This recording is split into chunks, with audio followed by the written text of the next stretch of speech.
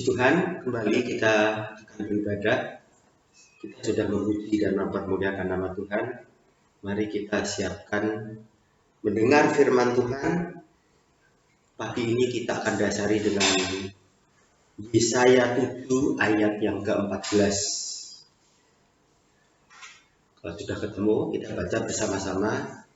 1, 2, 3. Sebab itu Tuhan sendirilah yang akan memberikan kepadamu suatu pertanda.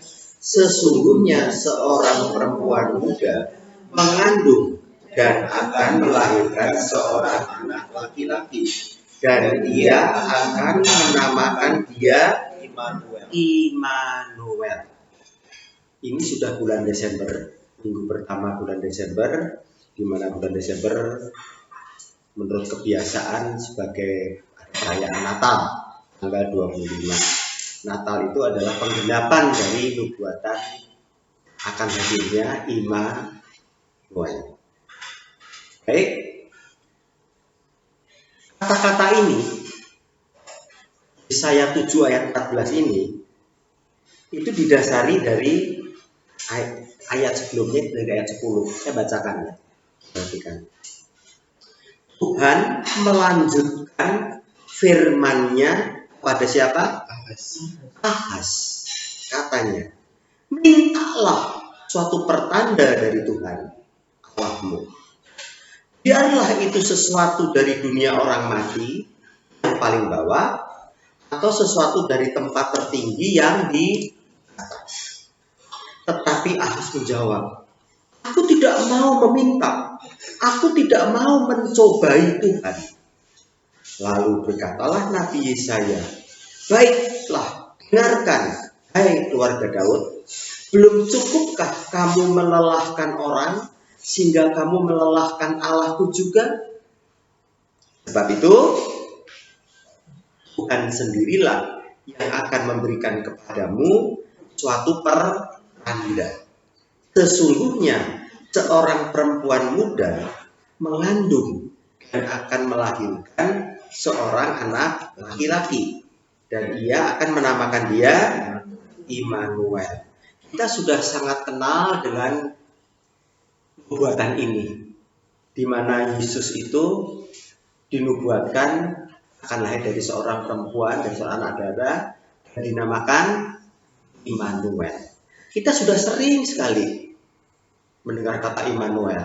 Bahkan banyak orang pakai nama juga Immanuel. Tapi kita harus mengerti mengapa dan kepada siapa kata-kata ini ditujukan. Kita sudah belajar dari minggu kemarin bahwa nubuatan ini dikatakan oleh Nabi Yesaya ditujukan kepada siapa? Raja Ahaz, Raja Yehuda. Waktu itu Raja Ahaz dalam kondisi yang sangat buruk di hadapan Tuhan. Kakeknya, siapa kakeknya? Raja Uzia atau Asaria. Itu seorang benar di hadapan Tuhan, tapi tidak menjauhkan penyembahan berhala. Uzia tidak menyembah berhala, tapi tidak menjauhkan, artinya dekat-dekat dengan berhala. Kemudian Uzia meninggal, diganti oleh Yotam. Raja Yotam juga sama, dia baik, berkenan di hadapan Tuhan, tapi sama aja, tidak menjauhkan. Jadi penyembahan berhala dibiarkan, walaupun dia tidak melakukan. Nah, akibatnya apa? Yotam mati, dilanjutkan Ahaz. Ahaz ini dikatakan tidak berkenan di hadapan Tuhan, ya. Nanti semua itu bisa dibaca 2 Raja 15, 2 Raja 16, dan juga seterusnya, di mana akhirnya Raja Ahaz itu dalam kondisi sudah tidak benar di hadapan Tuhan, bukan cuma menjauhkan, tapi dia malah melakukan penyembahan, bahkan dikorbankan apa? Anaknya. Nah, dalam kondisi seperti itulah Tuhan mengutus hambanya Yesaya. Dan anehnya, Yesaya suruh bawa siapa? Anaknya laki-laki, ya Yasub. Yang artinya walaupun nanti kamu tuh nanti pasti akan disingkirkan, akan diusir, dibuang, tetapi akan ada satu sisa yang akan kembali. J.A. Yasub. Ternyata sudah begitu. Raja Ahas itu diserang oleh siapa? Raja Aram dan Israel, saudaranya sendiri, 10 suku. Dalam kondisi yang amat sangat takut itu, Tuhan memberikan satu penghiburan. Yuk kita baca dalam Yesaya 7. Ya, saya bacakan mulai ayat 3. Ini untuk dasar bagaimana kita memahami tentang Immanuel. Firmanlah Tuhan kepada Yesaya, baiklah engkau keluar menemui Ahaz, engkau dan Shear Yashub, anakmu laki-laki, ujung saluran kolam atas, jalan raya pada padang tukang penatu. Dan katakanlah kepadanya, teguhkanlah hatimu, dan tinggallah tenang. Janganlah takut, dan janganlah hatimu. Jadi, walaupun Ahaz itu jahat menyembah berhala, Tuhan itu memberi peringatan, bahkan menguatkan, menghibur, jangan takut. Ya, karena kedua puntung kayu api yang berasap ini, itu kepanasan amarah Resin dengan Aram dan anak Remalia. Oleh karena Aram dan Efraim dengan anak Remalia telah merancang yang jahat atasmu, dengan berkata, marilah kita maju menyerang Yehuda dan menakut-nakutinya serta merebutnya, kemudian mengangkat anak Tabel menjadi raja di tengah-tengahnya. Maka beginilah firman Tuhan Allah, tidak akan sampai hal itu dan tidak akan terjadi. Sebab Damsyik ialah ibu kota Aram dan Resin ialah kepala Damsyik.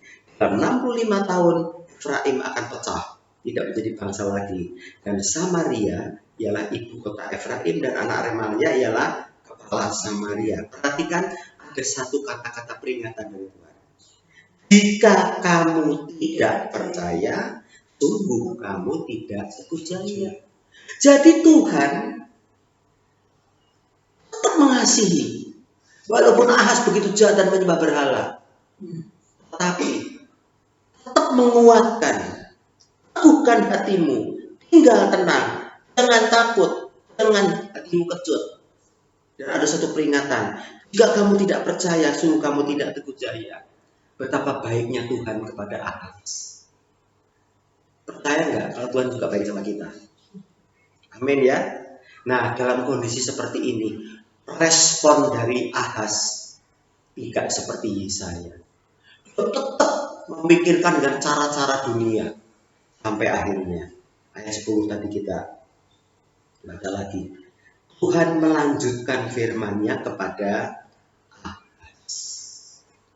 Tuhan memberikan sesuatu yang luar biasa. Mintalah suatu pertanda dari Tuhan Allahmu. Biarlah itu sesuatu dari dunia orang mati yang paling bawah, atau sesuatu dari tempat tertinggi yang di atas. Bayangkan, ada nggak orang disuruh minta? Hanya Tuhan. Biasanya orang-orang kaya, orang-orang berkuasa, kalau dimintai baru mau memberi. Itu aja belum tentu. Tolak banyak. Atau kalau memberi cuma sedikit. Tapi hanya Tuhan satu-satunya. Kepada orang yang begitu jahat, begitu menyakitkan, minta nanti tak kasih. Dan kepada kita juga melakukan hal yang sama. Matius 7 ayat 7 berbunyi gimana? Mintalah, maka akan diberi. Carilah, maka kamu akan mendapat. Ketoklah pintu, maka kamu akan dibukakan. Hanya Tuhan. Pada Ahaz, Tuhan bilang, minta satu pertanda. Mau yang dari tempat yang neraka, paling dalam, maupun dari tempat yang paling tinggi dari surga. Minta. Apa respon Ahaz? Nih, coba kita lanjutkan ya. Tetapi Ahaz menjawab, Aku tidak mau meminta. Aku tidak mau mencobai Tuhan. Enggak. Ini kata-kata apa? Apa kata-kata dia? Apa dia orang baik? Karena Tuhan sudah nyuruh kita. Minta. Dia bilang, aku tidak meminta. Ini kata-kata seorang apa? Suruh minta tapi nggak mau itu apa? Sombong. Sudah sombong, mengatakan kata-kata lanjutnya lagi. Rohani. Aku tidak mau meminta. Aku tidak mau mencobai Tuhan. Wah, padahal kata-kata mencobai Tuhan ini memang perintah daripada Tuhan. Jadi kelihatannya bagus sekali ya. Bagus sekali ya si Ahaz ini ya. Sudah tidak meminta, kemudian malah sok rohani. Aku tidak mau mencobai Tuhan. Karena memang apa? Dalam kitab Ulangan 6 ayat 16, Matius 4 ayat 7, itu ada ayat mengatakan, jangan kamu mencobai Tuhan. Kalau yang di Matius pasalnya 4 ayat 7 itu Yesus yang mengatakan. Waktu iblis mencobai Yesus, ya, jadikan batu ini sebagai roti. Tuhan Yesus bilang apa? Jangan kamu mencobai Tuhan. Berarti Ahaz bilang jangan mencobai Tuhan itu benar. Waktu Ahaz mengatakan, aku tidak mau minta, aku tidak mau mencobai Tuhan. Dia sebenarnya sombong, tapi menggunakan firman Tuhan untuk, aku nih nggak mau mencobai Tuhan, aku tidak mau melanggar firman Tuhan. Ini sebetulnya penolakan. Wah, Tuhan yang nyuruh minta kok, minta suatu pertanda. Jadi terhadap Tuhan pun menolak. Jadi ini respon yang sangat luar biasa. Enggak benar. Tahu enggak? Raja Ahaz itu siapa? Kita ini semua raja-raja Ahaz. Kita ini semua orang-orang yang seperti Raja Ahaz. Kelakuannya enggak benar. Menyembah berhala, iya. Memang kita tidak menyembah di banyak patung-patung mungkin begitu ya. Tapi berhala-berhala lain ada pada kita. Sombongnya luar biasa. Dan sok rohani. Jadi mari kita belajar merendahkan diri di hadapan Tuhan. Tuhan, akulah Raja Ahaz itulah. Aku ini sombong. Aku ini sok rohani. Sok benar. Menyalahkan orang lain. Membenarkan diri. Seperti Yesaya. Seperti Musa. Seperti Yusuf. Seperti Yeremia. Seperti Yesaya. Ayo kita merendahkan diri di hadapan Tuhan. Kalau kita bisa rendah diri, bukan rendah hati seperti Yesus yang Tuhan mau. Nah, landaskan kondisi seperti inilah Tuhan menyampaikan satu firman Tuhan kepada Ahaz. Baiklah, dengarkan, hai keluarga Daud. Ini tidak disebut hai Ahaz, tapi disebut apa? Kenapa? Apa maksud Tuhan? Tuhan masih mengingat janjinya kepada Daud. Dan Ahaz itu keturunan Daud. Walaupun Ahaz itu begitu jahat, begitu sombong, begitu menyakitkan hati Tuhan, tapi Tuhan masih ingat bahwa di dalam diri Ahaz ini ada darahnya Daud. Mana janji Tuhan kepada Daud, janji Tuhan kepada Abraham, Ishak dan Yakub, janji Tuhan kepada Daud masih ada. Jadi Tuhan tuh bertindak baik itu karena janjinya sendiri. Ya, jadi baiklah dengarkan hai keluarga Daud. Belum cukupkah kamu melelahkan orang jika kamu melelahkan Allahmu juga? Tahu nggak? Kita tuh kerjaannya melelahkan orang dan melelahkan Tuhan. Memangnya Tuhan bisa lelah? Ingat ya, di sini Tuhan itu digambarkan sebagai manusia. Yesus itu Tuhan, tapi juga manusia. Yesus bisa lelah nggak? Bisa lapar nggak? Bisa sakit nggak? Bisa mati nggak? Bisa. Oh, Tuhan nggak bisa. Tapi ini Tuhan itu dalam wujud manusia. Nah, dalam kondisi seperti inilah muncul Yesaya 7 ayat 14. Sekali lagi kita baca. Sebab itu Tuhan sendirilah yang akan memberikan kepadamu satu pertanda. Tuhan ngasih satu pertanda. Tadinya minta, Ahaz suruh minta, nggak mau, sombong. Tuhan akhirnya memberi. Apa pertandanya? Sesungguhnya seorang perempuan muda mengandung dan akan melahirkan seorang anak laki-laki. Dan dia akan menamakan dia Immanuel. Oke ya, sekarang sudah ngerti latar belakangnya ya. Sekarang kita akan belajar apa sih sebetulnya maksudnya dengan Immanuel itu. Secara hurufiah, Immanuel itu artinya apa? Allah atau Tuhan menyertai kita. Jadi Tuhan itu menghadapi Ahaz yang begitu jahat, juga menghadapi dunia yang begitu jahat, termasuk kita. Dia memberikan satu berkat yang amat sangat luar biasa, yaitu Immanuel. Allah atau Tuhan beserta kita. Saya mau tanya, Anda milih diberkati Tuhan apa milih disertai Tuhan? Jujur, yang paling Anda minta kalau doa apa? Berkat. Tuhan berkati aku. Kalau bicara berkat itu yang diminta itu apa? Yang kita nggak punya. Kalau orang yang nggak punya duit, duitnya kurang, minta berkatnya itu apa? Uang, harta. Kalau orang yang sakit-sakitan terus, berkatnya itu apa? Kesembuhan, sehat. Kalau orang hina, diejek, kita mintanya apa? Dimuliakan, kekuasaan, kekayaan.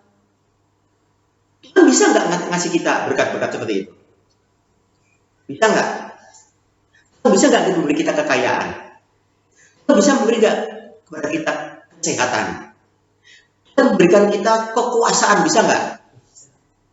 Ketahuilah, kalau kita minta itu dan dikasih sama itu, kita bisa menikmati kekayaan yang luar biasa, kekuasaan yang luar biasa, kesehatan yang luar biasa, apa saja yang kita butuhkan dan berikan. Kita nikmati. Akhirnya gimana? Apa kata Salomo? Segala sesuatu sia-sia. Segala sesuatu sia-sia. Kenapa? Yang kita butuhkan itu penyertaan Tuhan. Bukan itu. Loh, kalau Tuhan menyertai kita nggak dapat berkat. Nggak dapat berkat materi. Apa kita nggak sehat? Apa kita nggak berkuasa? Ingat, saat kita dapat berkat-berkat materi, berkat kesehatan, dapat berkat kekuasaan, kalau tanpa Tuhan, apa yang terjadi? Apa yang terjadi?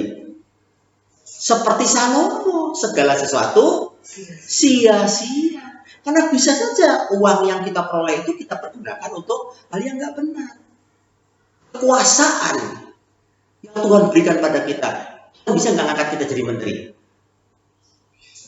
Tanpa penyertaan Tuhan, korupsi. 2 menteri sudah tertangkap KPK. Menteri Kelautan dan Menteri Sosial. Wali kota ada berapa? Bupati ada berapa? Itu orang punya kuasa. Karena semua gila harta. Jadi yang kita perlukan selama ini sebenarnya itu adalah yang Tuhan berikan, yaitu Immanuel. Kalau Tuhan menyertai, kita pasti juga akan dapat berkat materi. Berkat pasti juga diberikan kekuasaan, pasti juga diberikan kesehatan. Tapi semua itu akan digunakan dengan baik dan benar. Bukan untuk sombong, bukan untuk melakukan hal yang nggak benar. Itu orang-orang yang dapat korupsi itu uangnya itu apa? Untuk memuliakan Tuhan. Mungkin cuma sedikit. Sebagian besar hanya untuk menyombongkan diri, untuk foya-foya, untuk melakukan dosa yang lain. Jadi, enggak Tuhan itu. Yang kita butuhkan itu apa? Immanuel, penyertaan Tuhan. Ya. Jadi kita harus tahu secara hurufiah Allah beserta atau Tuhan beserta. Nah, sekarang kita akan lihat suatu contoh yang luar biasa. Yuk kita buka Keluaran 33. Kitab Keluaran pasal yang ke-33. Kita lihat baca beberapa ayat saja, tapi nanti dibaca sendiri semuanya, ya. Di sini kita akan bisa melihat bagaimana seorang hamba Tuhan. Sudah ketemu? 1 sampai 23.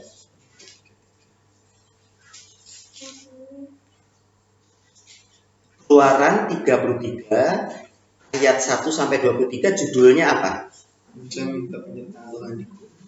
Musa minta apa? Penyertaan Tuhan. Musa minta berkat? Minta kekuasaan? Minta kesehatan?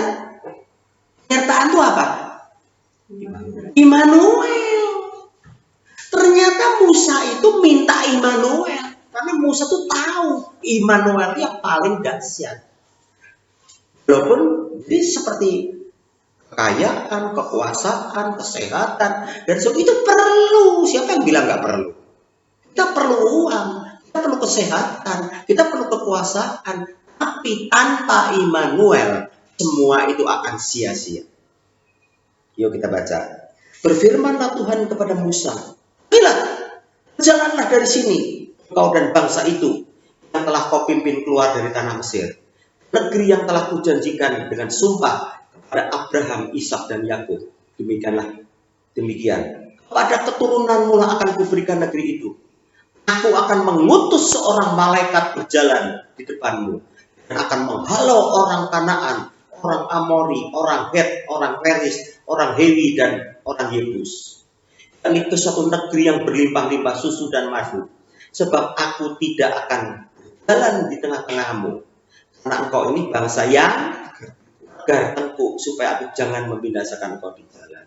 Kalau Anda mau nggak dikasih malaikat menuju tanah perjanjian yang berlimpah-limpah susu dan madunya, musuh-musuhnya semua akan dikalahkan oleh malaikat. Anda mau nggak? Mau nggak? Nah, kebanyakan orang mau. Jangankan dikawal malaikat, dikawal Satpol PP aja seneng, dikawal sama bodyguard aja seneng banget. Banyak orang-orang kaya di Indonesia, bahkan ada pendeta dikawal sama bodyguard. Coba bayangin. Tapi ajaibnya Musa itu nggak mau. Ya, kita lanjutkan. Apa coba langsung aja ayat 5, nanti baca sendiri ayat 15 ya. Berkatalah Musa kepadanya, "Jika engkau sendiri tidak membimbing kami, janganlah suruh kami berangkat dari sini. Dari manakah gerangan akan diketahui bahwa aku telah mendapat kasih karunia di hadapanmu, yakni aku dengan umatmu ini? Bukankah karena engkau berjalan bersama-sama dengan kami, sehingga aku dengan umatmu ini dibedakan dari segala bangsa yang ada di muka bumi ini." Musa itu menolak semua itu. Bukan menolak uang, bukan menolak kekuasaan, bukan menolak kesehatan, bukan. Tapi dia tidak mau kalau tidak disertai, tidak dibimbing oleh Tuhan. Jadi, padahal ini ya, saya belum lahir nih waktu Musa begini. Belum ada nubuat ini loh. Sudah ada nubuat mengenai Immanuel belum? Belum. Ini kitab Keluaran, kitab kedua dari depan. Musa kok bisa ya tahu apa yang paling diperlukan, yaitu Immanuel, penyertaan Tuhan, bukan yang lain. Kalau Tuhan beserta, malaikatnya nggak cuma satu. Ini menyertai, betul nggak? Kalau Tuhan beserta, berkatnya nggak bakal habis-habis. Musuh juga semua dihabiskan. Dan yang jelas, kita dibedakan. Artinya kita diistimewakan. Jadi sekarang kita justru bisa paham ya. Nah, apa yang kita perlukan itu adalah Immanuel. Jangan mencari yang lain itu nanti otomatis akan dapat. Di dalam Matius 6 ayat 33 dikatakan, tapi lebih dahulu carilah kerajaan sorga dengan segala kebenarannya, maka semua itu akan ditambahkan. Bicara tentang kekhawatiran. Yesus bicara, kamu jangan khawatir. Apa yang hendak kamu makan, apa yang hendak kamu ini, kamu itu, apapun yang kamu perlukan, nggak usah khawatir. Tapi jangan cari itu. Cari apa? Kerajaan surga dengan kebenarannya. Yaitu penyertaan. Kalau semua itu disertai Tuhan, yang lain itu, yang namanya harta, kekuasaan, dan sebagainya, itu cuma akan tambah, cuma bonus. Bonus saja, kita yang lebih kejar bonus itu kan. Enggak, kita lebih suka ngejar bonus tuh daripada berkat pokoknya. Nah, apa Musa bisa seperti itu? Musa itu hidup berapa tahun? 120 tahun. Dari lahir dia sudah dipakai oleh Tuhan. Mau dibunuh. 40 tahun di istana. 40 tahun di Midian. 40 tahun mengeluarkan orang Mesir dan orang Israel dari Mesir. Dan di padang gurun. Dia penuh dengan pengalaman. Dan selama itu dia disertai oleh Tuhan. Penyertaan Tuhan itu lebih dari segala-galanya. Oke? Jadi kita ini harus tahu ya. Jadi Immanuel itu sangat penting. Nah, penyertaan Tuhan itu lebih dari apapun, termasuk berkat-berkat yang diinginkan oleh manusia. Nah, kemudian kita lihat beberapa contoh. Setelah akhirnya Musa bisa memimpin orang Israel hampir masuk tanah Kanaan. Tapi Musa nggak masuk ya. Yang melanjutkan siapa? Yosua. Yuk kita buka Yosua 1 ayat 5 sampai 9. Kita baca beberapa ayat yang luar biasa bukti dari Immanuel.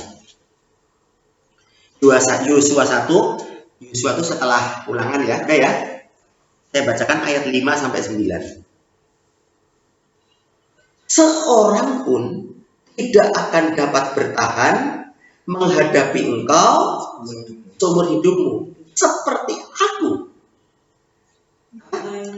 menyertai Musa, demikianlah aku akan menyertai engkau. Yosua itu juga luar biasa, dapat Immanuel. Aku tidak akan membiarkan engkau dan tidak akan tidak dibiarkan dan tidak ditinggalkan. Kuatkan dan teguhkanlah hatimu, sebab engkaulah yang akan memimpin bangsa ini memiliki negeri yang kujanjikan dengan bersumpah kepada nenek moyang mereka untuk diberikan kepada mereka. Hanya kuatkan dan teguhkanlah hatimu dengan sungguh-sungguh. Bertindaklah hati-hati sesuai dengan seluruh hukum yang telah diperintahkan kepadamu oleh hambaku Musa. Janganlah menyimpang ke kanan atau ke kiri, supaya engkau beruntung kemanapun engkau pergi. Mau beruntung? Dunia ini kita sering sial ya. Tapi kalau ada penyertaan Tuhan, dapat apa? Keberuntungan. Janganlah engkau lupa memperkatakan kitab Taurat ini, tapi renungkan. Jadi kita baca firman, kita renungkan, diperkatakan tuh diskusikan siang dan malam, supaya engkau bertindak hati-hati sesuai dengan segala yang tertulis di dalamnya. Sebab dengan demikian perjalananmu akan berhasil dan kau akan luar biasa enggak? Sudah berhasil, beruntung lagi. Bukankah telah kuperintahkan kepadamu? Kuatkanlah dan teguhkanlah hatimu. Janganlah kecut tawar hati. Sebab Tuhan Allahmu menyertai engkau. Kemana? Kemanapun kau pergi. Immanuel itu luar biasa. Beruntung, berhasil, dan sebagainya. Sekarang lagi 2 Tawarikh 32 7 sampai 8. 2 Tawarikh 32 ayat 7 dan 8. Ini satu janji lagi yang luar biasa. Setelah raja-raja, Samuel, 2 Tawarikh 32.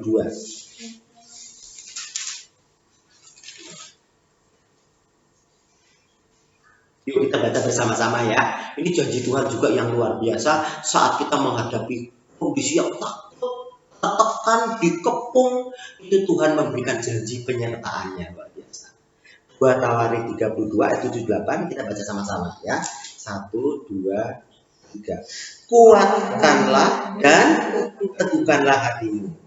Janganlah takut dan terkejut terhadap Raja Asyur serta seluruh laskar yang menyertainya. Karena yang menyertai kita lebih banyak daripada yang menyertai dia. Yang menyertai dia adalah tangan manusia. Tapi yang menyertai kita adalah Tuhan Allah kita yang membantu kita dan melakukan peperangan kita. Oleh kata-kata Hizkia Raja Yehuda itu, rakyat mendapat kepercayaannya kembali. Ini dikatakan oleh Hizkia berdasarkan petunjuk dari Yesaya juga. Jadi kita ini dapat janji yang luar biasa dalam segala kondisi. Jadi yang kita perlukan sekarang apa? Berkat Tuhan? Berkat Tuhan iya, tapi yang pokok adalah penyertaan Tuhan. Satu lagi Yeremia 1 ayat 8. Setelah Yesaya, Yeremia ya. Yeremia pasal yang pertama ayat yang ke-8. Ini dikatakan oleh Tuhan karena Yeremia merasa minder, merasa tidak layak. Atau saya dibaca dari ayat 4 ya. Firman Tuhan datang kepadaku bunyinya. Sebelum aku membentuk engkau dengan dalam rahim ibumu, aku telah mengenal engkau. Dan sebelum kau keluar dari kandungan, aku telah mengutuskan engkau. Aku telah menetapkan engkau menjadi nabi bagi bangsa-bangsa. Nah ini untuk orang yang minder, orang yang rendah hati, orang yang rendah diri ya. Maka aku menjawab, Tuhan Allah, sesungguhnya aku tidak pandai berbicara. Aku ini masih muda. Tapi Tuhan berfirman kepadaku, jangan katakan aku ini masih muda. Tapi kepada siapapun engkau utus, teruslah engkau pergi. Dan apapun yang kuperintahkan kepadamu, haruslah kau. Kalau kita minder, kalau kita takut, nggak percaya diri, Tuhan akan memberikan Immanuel. Janganlah takut kepada mereka, sebab aku menyertai engkau untuk melepaskan engkau. Menyertai itu apa? Melepaskan kita semua dari ketakutan, kecemasan, kebimbangan apapun, kemiskinan, kegagalan, penyakit. Tuhan akan lepaskan semuanya dengan cara iman. Jadi gimana? Masih minta berkat tanpa Immanuel atau berkat dengan segala-galanya? Mana yang kita pilih? Kita minta Immanuel karena Tuhan sudah menyediakan. Semua janji dalam perjanjian lama di atas dikatakan oleh Yesus.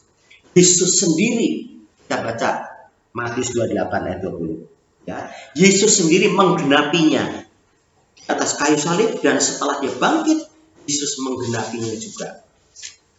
Matius 28, jadi bagian terakhir dari Injil Matius.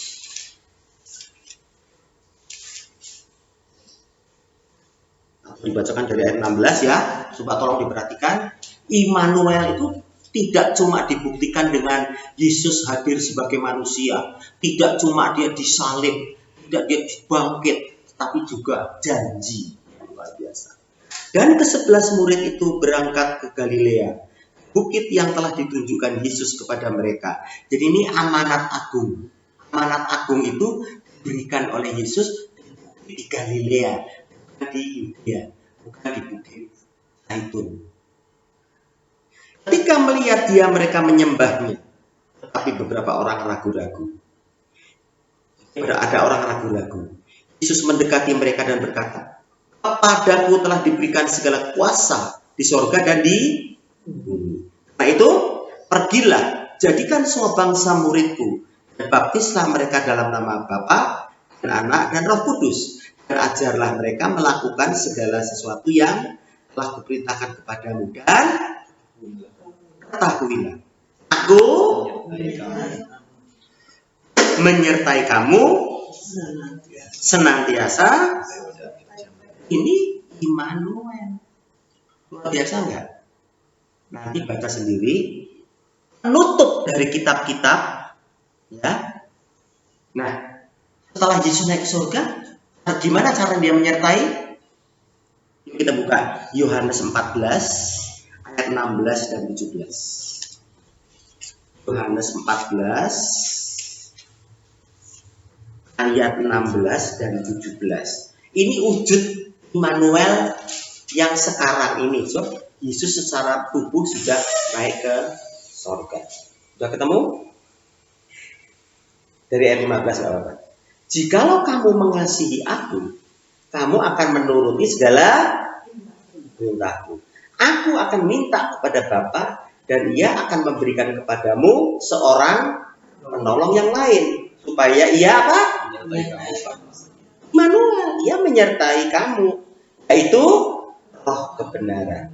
Dunia tidak dapat menerima dia, dunia tidak akan melihat dia dan tidak mengenal dia, tapi kamu mengenal dia, sebab ia menyertai kamu, Immanuel, dan dia menyertai kita dengan diam di dalam kita. Dan kamu akan mengenal dia, sebab ia menyertai kamu dan akan diam di dalam kamu. Luar biasa enggak, saudara? Nah, dalam kondisi seperti ini nanti baca sendiri. Penutup kitab-kitab Korintus, Tesalonika, Wahyu, Timotius, itu semua kalimat terakhirnya adalah Immanuel, penyertaan Tuhan. Ya, coba kita lihat 2 Korintus 13.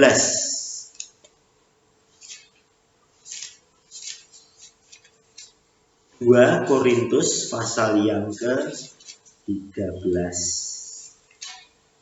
ayat yang terakhir. Ayat 13. "Kasih karunia Tuhan Yesus Kristus dan kasih Allah dan persekutuan Roh Kudus menyertai kamu sekalian." Nanti baca sendiri 1 Tesalonika 5 ayat 28, Wahyu 2, Wahyu aja, Wahyu kita paling akhir. Wahyu 22 ayat 21. Kita paling akhir. Apa yang Tuhan berikan pada kita? Apa janjinya? Wahyu pasal 22 ayat 21.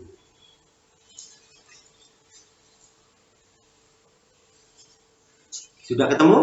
Kita paling akhir, pasal terakhir, ayat terakhir. 1, 2, 3 kita baca. "Kasih karunia Tuhan Yesus menyertai kamu sekalian." Jadi apa? Penyertaan Tuhan. Immanuel.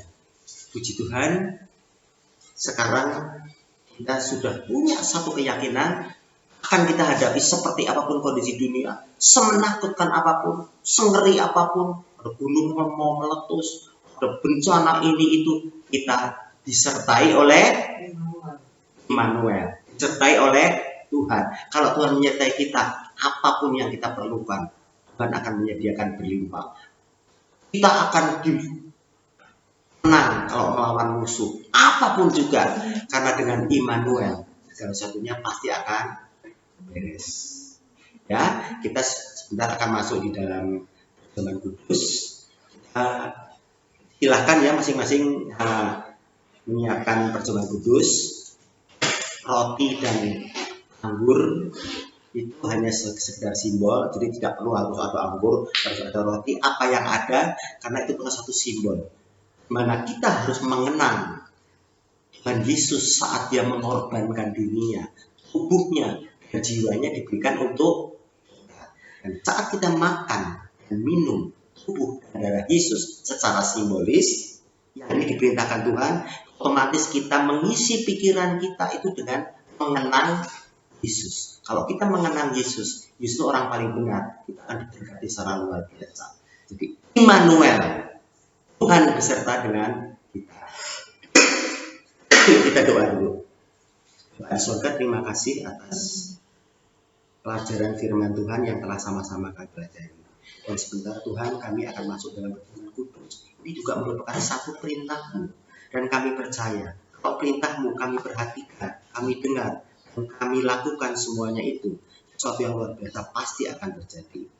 Tuhan Yesus, kami semua tidak layak. Kami ini semua seperti Ahaz, seperti yang lain-lain, juga penuh dengan dosa dan kesalahan. Tapi karena kasih-Mu, Engkau memberikan yang terbaik pada kami, yaitu Immanuel.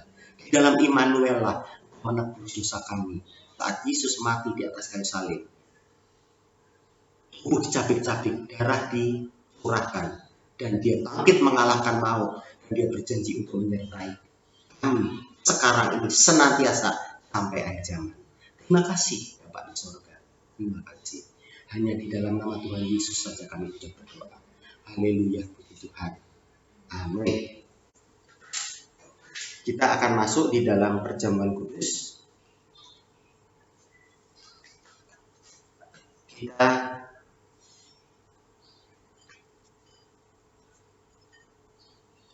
silahkan ya. Jadi kalau yang nggak ada anggur, nggak ada apa, silahkan mau pakai biskuit mungkin atau apa, roti apapun, air putih, air teh, nggak jadi masalah. Yang penting kita tahu persis bahwa roti ini adalah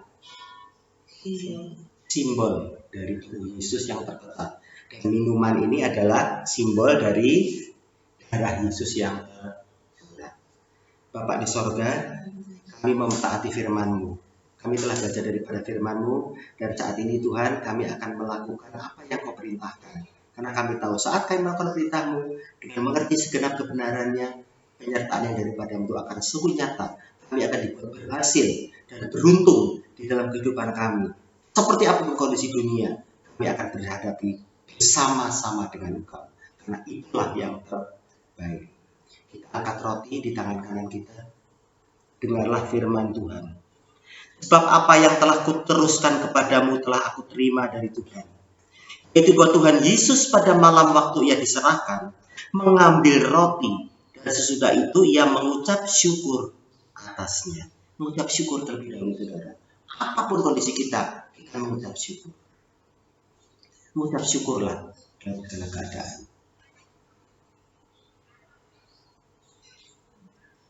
Kemudian Yesus memecah-mecahkan roti dan berkata, inilah tubuhku yang diserahkan bagi kamu.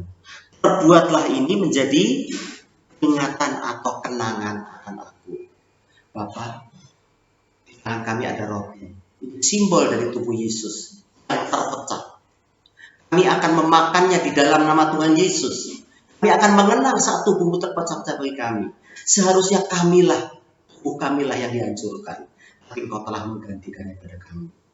Terima kasih Tuhan Yesus. Engkau sungguh baik. Penyertaan-Mu begitu tuntas, termasuk sampai menebus dosa kami. Di dalam nama Tuhan Yesus, kita makan roti, simbol dari tubuh Yesus. Bapak, bukan kuasa tubuh Yesus atas roti ini. Dalam nama Yesus kita makan. Haleluya, Tuhan.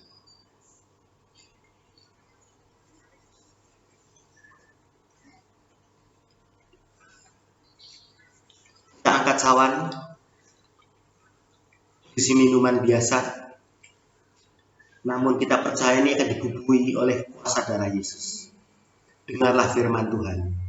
Demikian juga ia mengambil cawan sesudah makan, lalu berkata, cawan ini adalah perjanjian baru yang dimeteraikan oleh darahku.